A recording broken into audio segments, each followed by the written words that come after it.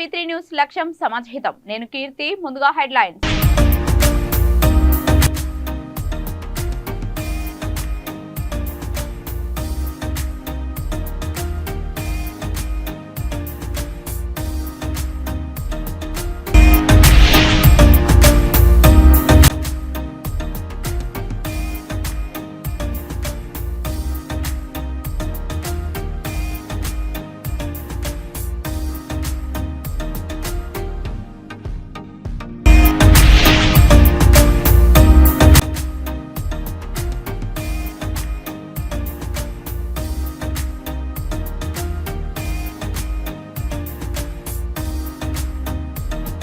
ఆదిలాబాద్ జిల్లాలోని ఆదిలాబాద్ రూరల్ మండలంలో గల పిప్పల్దరి గ్రామంలో ఓ ప్రేమ జంట ఆత్మహత్యాయత్నం చేసుకుంది. ఈ ఘటనలో యువతి మృతి చెందగా ప్రేమికుడి పరిస్థితి విషమంగా ఉన్నట్లు వైద్యులు పేర్కొన్నారు. ఆదిలాబాద్ రూరల్ ఎస్ఐ సయ్యద్ ముజాహిద్ తెలిపిన వివరాల ప్రకారం ఆదిలాబాద్ రూరల్ మండలంలోని పిప్పలదరి గ్రామానికి చెందిన యువతి అదే గ్రామానికి చెందిన భుజంగరావు ఇద్దరు ప్రేమించుకున్నారని తెలిపారు. శనివారం వీరిద్దరూ గ్రామ సమీపంలోని ఓ పొలానికి వెళ్లి పెళ్లి చేసుకున్నారని అక్కడే మోనోసిల్ అనే పురుగుల మందు తాగి ఆత్మహత్యాయత్నానికి పాల్పడ్డారని పేర్కొన్నారు. ఇది గమనించిన స్థానికులు సాయంత్రం సమయంలో ఆదిలాబాద్ రిమ్స్ ఆసుపత్రికి వీరిని తరలిస్తుండగా యువతి మార్గ మధ్యలో మృతి చెందగా భుజంగరావును రిమ్స్ ఆసుపత్రిలో చేర్పించారు. ప్రస్తుతం భుజంగరావు పరిస్థితి కూడా విషమంగా ఉందని వెల్లడించారు.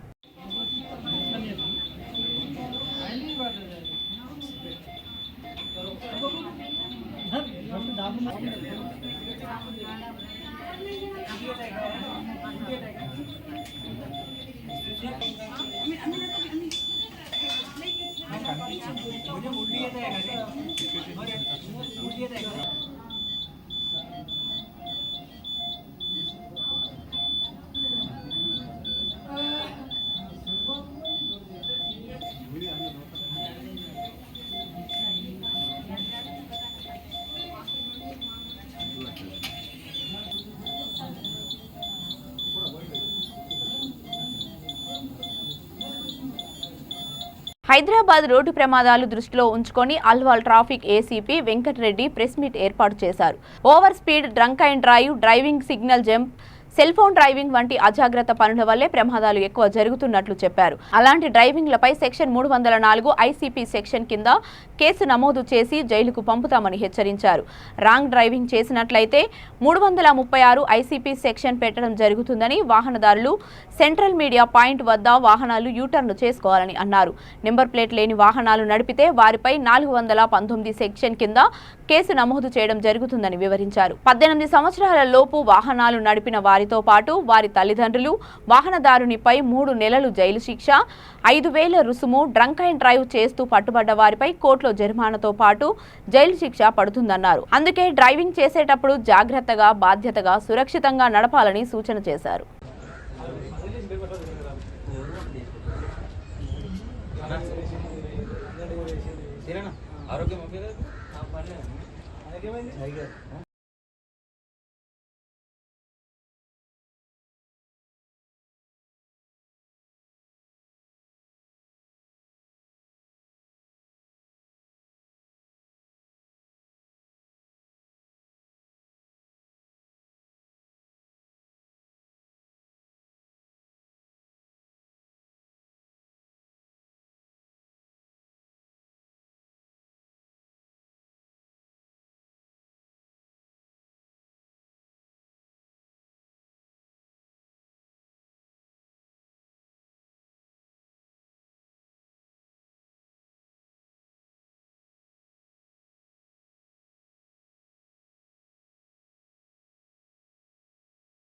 వాళ్ళ దృష్టికి తీసుకుపోతే ఏమవుతుంది అంటే అలర్ట్ గా ఉండేటువంటి అవకాశం.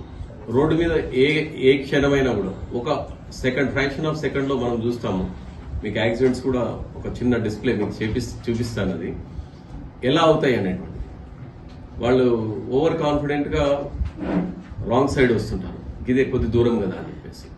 తర్వాత మార్నింగ్ పిల్లల్ని డ్రాప్ చేసేటువంటి విషయంలో కూడా చిన్నపిల్లల్ని, మన పిల్లలు స్కూల్ గోయింగ్ చిల్డ్రన్, వాళ్ళు లెర్నింగ్ టైం అంతా కూడా వాళ్ళు 5 to 18 years లో మాక్సిమం స్టాండర్డ్ అయిపోతారు.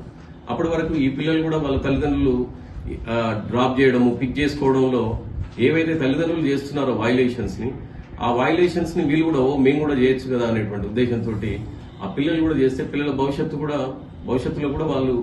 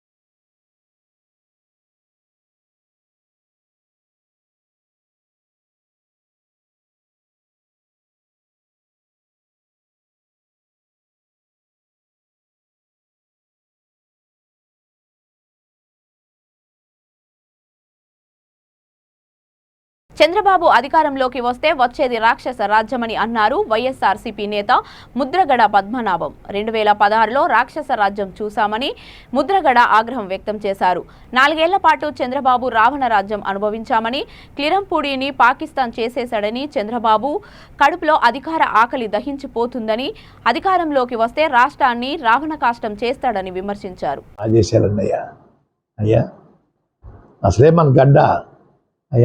ఉద్యమాల గడ్డ అల్లు సీతారామరాజు గారు చేశారండి. తర్వాత రైతుకుల సంఘాలు, అలాగే నక్సలైట్లు అండి, అలాగే కాపు ఉద్యమం అండి, ఇవన్నీ కూడా మా పత్తిపాక గడ్డ మీదే జరిగేశారు. ఆ కోపం కసి వీళ్ళని చంపేయాలా, వీళ్ళని కొత్త ఉద్యమం కూడా స్టార్టింగ్ మనకండి. మీకు చిన్నవాళ్ళు వింటారు, కొత్త ఉద్యమం కూడా స్టార్టింగ్ సార్. నాకు నేర్చుకుంది ఉత్తరం ఉద్యమం నుంచే నేర్చుకున్నానండి. నాకు అసలు ఉద్యమం తెలియదండి. ఏదో ఎమ్మెల్యే అయ్యాను, మంత్రి అయ్యాను తప్ప, సేవ చేయడం తప్ప నాకు తెలియదండి. నేర్పారు సార్ ఉద్యమం చేయటం. మన ఉద్యమాల గడ్డ అణిచేయాల, ఎనప బోటు పెట్టి అణిచేయాలండి. ఇది వారి యొక్క రావణాసురుడు పాలన చూపించేస్తారు. రామరాజ్యం రాముల వారి పాలన చూపించలేదని నాకు. 88లో చూశాను సార్, మళ్ళీ మొన్న 2016లో చూశాను సార్. అదండి ఆలోచించండి. రావణ కాష్టం చేస్తాడు సార్ మహానుభావుడు. ఉడికిపోయి ఉన్నాడండి. ఆకలి ఆకలి అధికార ఆకలి దహించిపోతుందండి. మంట కడుపులో. అది అబద్ధాలు చెప్పేసి అర్జెంటుగా కుర్చీలో కూర్చోవాలా. కుర్చీలో కూర్చున్న తర్వాత ఇంకా విమర్శ స్టార్ట్ చేస్తారన్నమాట అండి. కాల్చేయి అంటారు. ఇది వారి పాలన. చేయడం కోసం అబద్ధాలు చెప్పి ఓటేయమంటున్నారు సార్. ఆలోచించండి. నాయకుల కన్నా ఓటర్స్ తెలివైన వాళ్ళు, ప్రజలు తెలివైన వాళ్ళు అండి. ఎప్పటికప్పుడు సెల్ ఫోన్లోనూ టీవీలో సమాచారం చూసుకుంటున్నారు. తెలివైన వాళ్ళు ఓటర్స్ అండి, తెలివైన వాళ్ళు ప్రజలు. బాగా ఆలోచించండి. అబద్ధాలు చెప్పుకోవడానికి మనం లొంగిపోతే అండి పేదవాళ్ళకి ఆక్సిజన్ దొరకదండి. ఆక్సిజన్ లేకపోతే ప్రాణం పోతాయి సార్. ఆక్సిజనే జగన్మోహన్ రెడ్డి గారు అండి. ఆ ఆక్సిజన్ కాపాడమని మేమందరినీ కోరుకుంటూ, మా సుబ్బారావు గారిని ఎమ్మెల్యేగా, సునీల్ గారు ఎంపీగా మన ముఖ్యమంత్రి గారు పెట్టారండి. వారి విజయాన్ని మీ అందరూ కృషి చేయమని కోరుకుంటూ సెలవు తీసుకుంటారు. ముందుకు రావాలా, అప్పుడు మగతనం ఉంటారు తప్ప మన జగన్మోహన్ రెడ్డి గారు ప్రవేశపెట్టిన పథకాలు అమలు చేస్తారట ఆయన అవసరం మనకి. కొత్తగా రామరాజ్యం అంటున్నారు మీరు. రామరాజ్యం చూసి యాదాద్రి భువనగిరి జిల్లాలో బండ సోమవారం గ్రామంలో దారుణం జరిగింది.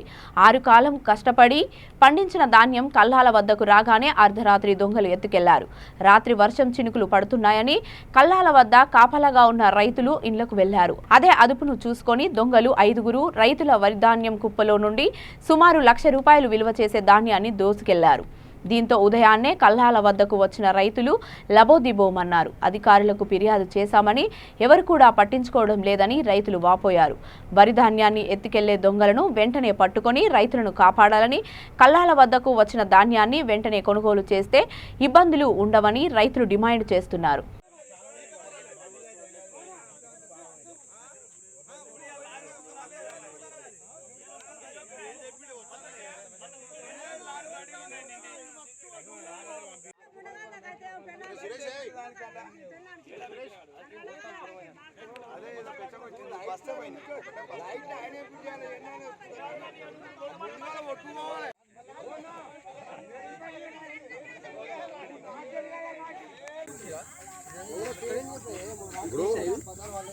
నేను పని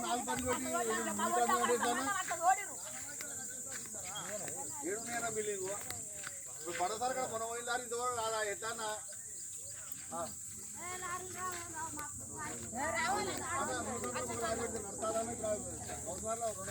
నీళ్ళకే వాయి లారీ రాలేదు అన్నట్టు అక్కడక్కడ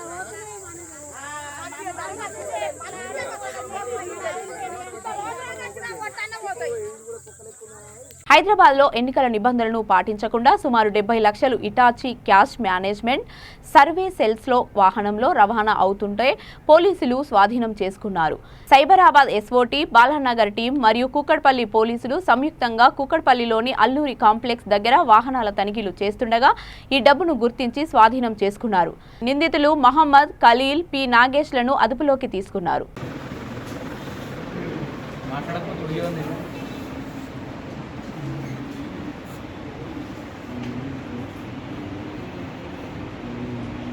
తన వ్యక్తిగత ప్రతిష్టను దెబ్బతీసే విధంగా తాను బీజేపీకి అనుకూలంగా మాట్లాడినట్టు కొంతమంది చేస్తున్న దుష్ప్రచారంపై తగిన విచారణ చేయాలని, తనకు ఇబ్బంది పెట్టిన వారిపై చర్యలు తీసుకోవాలని హనుమంతరావు డిమాండ్ చేశారు.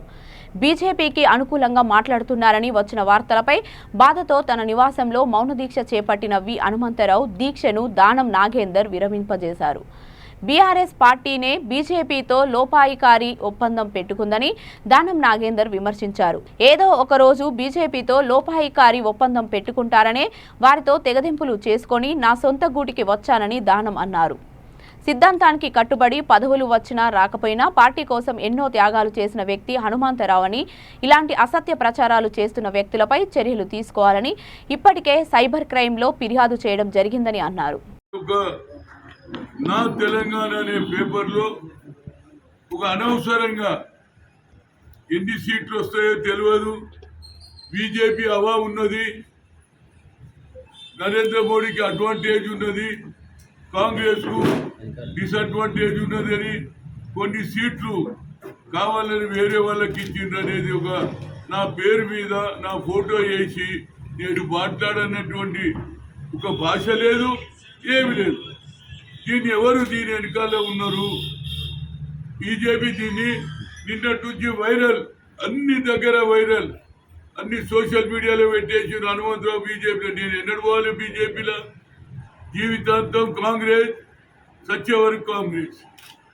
బీజేపీ దగ్గర పోయేది లేదు, బీజేపీతో సంప్రదించేది లేదు. ఏ రాజీవ్ గాంధీ అయితే మతతత్వ పార్టీలను దూరం పెట్టిండు, అదేవిధంగా రాహుల్ గాంధీ గారు కూడా అదే ఆలోచన, మాది కూడా అదే.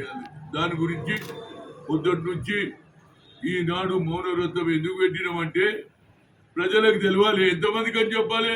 ఏం హనుమంతనా నువ్వు బీజేపీలో పోతున్నా అంటే ఏం జవాబు చెప్పాలి, ఎంతమందికి చెప్పాలి అనే దాని మీద ఇవాళ కూర్చోవడం జరిగింది. దీనికి మా మిత్రుడు ఎలక్షన్లో బిజీ ఉన్నా అన్న నేను తప్పనిసరిగా వస్తా, కానీ సాయంత్రం వస్తా.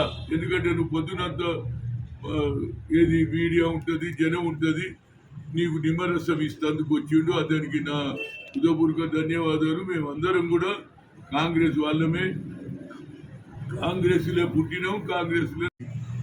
తెలియని వారు మన రాష్ట్రంలో కాదు, ఉమ్మడి రాష్ట్రంలో కాదు, కర్ణాటకలో, తమిళనాడులో, ఢిల్లీలో, వివిధ రాష్ట్రాలలో వివిధ హోదాలో అఖిల భారత కాంగ్రెస్ కమిటీలో కార్యదర్శిగా, ప్రధాన కార్యదర్శిగా, యువజన కాంగ్రెస్, NSUI ఇలా అంచెలంచెలుగా PCC అధ్యక్షుడిగా, ఈ రాష్ట్ర మంత్రిగా, ఉమ్మడి రాష్ట్రంలో మంత్రిగా ఎన్నో సేవలు అందించినటువంటి మరి హనుమంతరావు గారి మీద సోషల్ మీడియాలో ప్రధానంగా నమస్తే తెలంగాణ పత్రిక అనేది జగమరిగిన సత్యం ఏంటంటే బీఆర్ఎస్ పార్టీయే లోపాయంగా ఒప్పందం పెట్టుకుంది.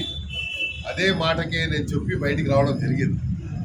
నాతోనే స్వయంగా కేటీఆర్ గారు చెప్పడం జరిగింది, బీజేపీతో పొత్తు పెట్టుకుందాము అంటే సెక్యులర్ భావాలు, సెక్యులర్ సిద్ధాంతాలు నమ్మినామని మీరు చెప్పారు. మరి సెక్యులర్ అని ఎప్పుడు చెప్తారు? బీజేపీతో పొత్తు పెట్టుకుంటే సెక్యులర్ ఎలా అవుతుంది? మరి వాళ్ళ సిద్ధాంతం వేరే, వాళ్ళ ఐడియాలజీ వేరే.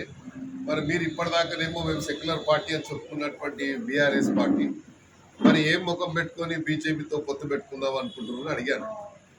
పాలమూరులో ఎన్నికల ప్రచారం జోరందుకుంది. అన్ని రాజకీయ పార్టీల కంటే బీజేపీ మరో అడుగు ముందుంది. ఎంపీ అభ్యర్థి అరుణ ఆధ్వర్యంలో ఆ పార్టీ ప్రచారం జోరందుకుంది. మహబూబ్ నగర్ పట్టణంలో డీకే అరుణ ఇంటింటి ప్రచారం నిర్వహించారు. స్థానికులను పలకరిస్తూ మోదీ చేసిన మంచి పనులను వివరిస్తూ కమలం పువ్వు గుర్తుకే ఓటు వేయాలని అభ్యర్థించారు. కాంగ్రెస్ ను నమ్మితే మోసపోతారని, ఈసారి నన్ను ఆశీర్వదించి గెలిపిస్తే పాలమూరు అభివృద్ధికి బాటలు వేస్తారని గుర్తు చేశారు అరుణ.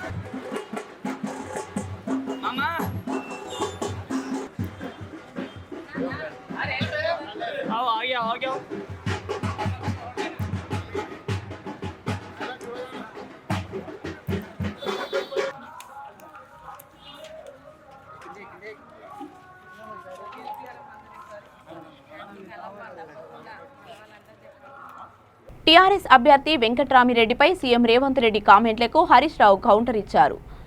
వెంకట్రామిరెడ్డి స్థానికుడే. గత అసెంబ్లీ ఎన్నికల్లో వెంకట్రామిరెడ్డి, ఆయన కుటుంబ సభ్యులు, ఎమ్మెల్యే మహిపాల్ రెడ్డికి ఓట్లు వేశారని కాంగ్రెస్కు కౌంటర్ ఇచ్చారు. టీఆర్ఎస్ అభ్యర్థి వెంకట్రామిరెడ్డి 20 సంవత్సరాలు మెదక్ జిల్లాలో పనిచేశారని, ఆయన పిల్లలు ఇదే జిల్లాలో జన్మించారని సీఎం రేవంత్ రెడ్డికి గుర్తు చేశారు. నిన్ను కొడంగల్లో ఓడగొడితే నువ్వు మల్కాజ్గిరికి వచ్చి ఎందుకు పోటీ చేశావని, మీ రాహుల్ గాంధీని ఉత్తరప్రదేశ్ ప్రజలు చిత్తుగా ఓడిస్తే ఇప్పుడు మయనాడ్ వెళ్లి పోటీ చేయడం లేదా అని హరీష్ రావు గట్టి కౌంటర్ ఇచ్చారు. కొన్ని లక్షల మందికి కాలువల కింద నీళ్ళు వచ్చి రైతుల జీవితాలు బాగుపడ్డాయి కదా, అది నీకు కనబట్టలేదు. అది కళ్ళకు రేవంత్ రెడ్డి. కొన్ని లక్షల మంది ప్రజలు ఇవాళ మల్లన్న సాగర్ త్రాగునీరు జనగామ జిల్లా, సిద్దిపేట జిల్లా, మేడ్చల్ జిల్లా, ఇవాళ 3-4 జిల్లాలకు మల్లన్న సాగర్ నుంచి మంచినీళ్లు పోయి 4 జిల్లాల ప్రజల దాహార్తి తీరుస్తుంది. అది నీ కళ్ళకు కనబట్టలేదా? అన్ని పిచ్చి మాటలు ఎందుకు? ఇంకో మాట అంటాడు, ఎక్కడి నుంచో వచ్చిన వెంకట్రామరెడ్డి పోటీ చేస్తాడు అని మాట్లాడు. నువ్వెక్కడి నుంచో వచ్చి నువ్వు మల్కాజ్గిరిలో ఎందుకు పోటీ చేసినావేమన్నా? కొడంగల్ జనం ఓడగొడితే నువ్వు వచ్చి మల్కాజ్గిరిలో ఎందుకు పోటీ చేసినావు? నువ్వైతే ఎక్కడి నుంచో వచ్చి పోటీ చేయొచ్చా? నిన్నగాక మొన్న నువ్వు చేవెళ్ళ టికెట్ తీసుకుపోయి సునీతా మహేందర్ రెడ్డిని మరి ఎక్కడో తీసుకుపోయి మల్కాజ్గిరిలో పోటీ చేయించారు సార్. మీరు చేస్తే ఒప్పు, మేము చేస్తే తప్ప. అయినా వెంకట్రామరెడ్డి గారు ఈ పార్లమెంట్ నియోజకవర్గ ఓటర్. ఈ నియోజకవర్గ ఓటర్. ఆయన మొన్నటి అసెంబ్లీ ఎన్నికల్లో ఆయన కుటుంబ సభ్యులు మహిపాల్ రెడ్డి ఎమ్మెల్యే గారికి ఓటేశారు.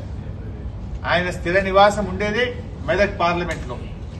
ఆయన జీవితంలో 20 ఏళ్లు మెదక్లోనే గడిపారు. ఆయన పిల్లలు పుట్టింది మెదక్లో. ఆయన పనిచేసింది 20 ఏళ్ళు మెదక్లో, ఆయన స్థిర నివాసం ఉంటున్నది మెదక్లో. నువ్వు పోయి మల్కాజ్గిరిలో చేస్తేనేమో ఒప్పు అవుతుంది. ఇక్కడ ఓటు హక్కు ఉండి ఇక్కడ జీవించి ఇక్కడ ఇల్లు కట్టుకొని పార్లమెంట్లో ఉన్న వెంకట్రామరెడ్డి గారిని నువ్వు తప్పంటే ఇది జోక్ అయిపోతుంది, హాస్యాస్పదం అవుతుంది. నీకెవరో స్క్రిప్ట్ రైటర్ సరిగా లేడు, జర చూసుకో, సరి చేసుకో. నీ రాహుల్ గాంధీ పోయి వయనాడ్లో పోటీ చేయొచ్చా? మరి ఉత్తరప్రదేశ్లో జనం తరిమేస్తే ఉత్తరప్రదేశ్లో రాహుల్ గాంధీని చిత్తుగా ఓడగొడితే వయనాడ్ పారిపోయిండే, మరి ఆయన ఎందుకు పోటీ చేస్తున్నట్టు?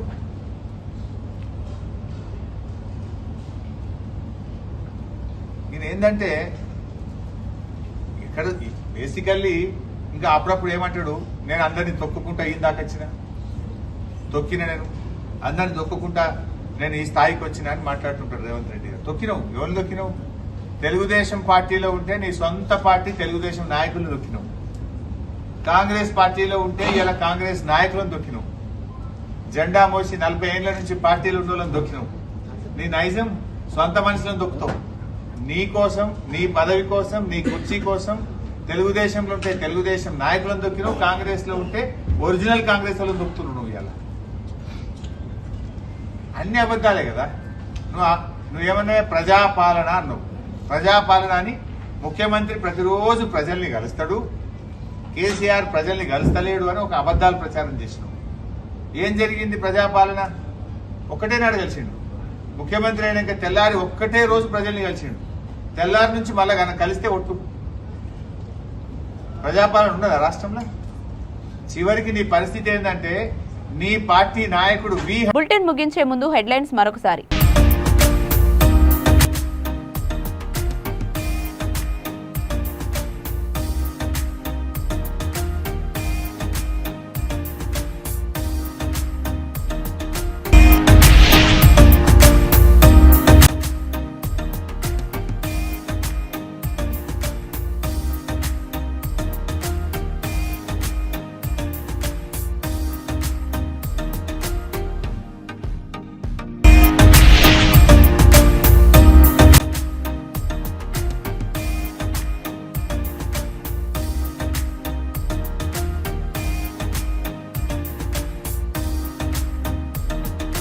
ఇవి ఇప్పటివరకు ఉన్న అప్డేట్స్. మరిన్ని అప్డేట్స్ కోసం చూస్తూనే ఉండండి V3 న్యూస్. లక్ష్యం సమాజహితం.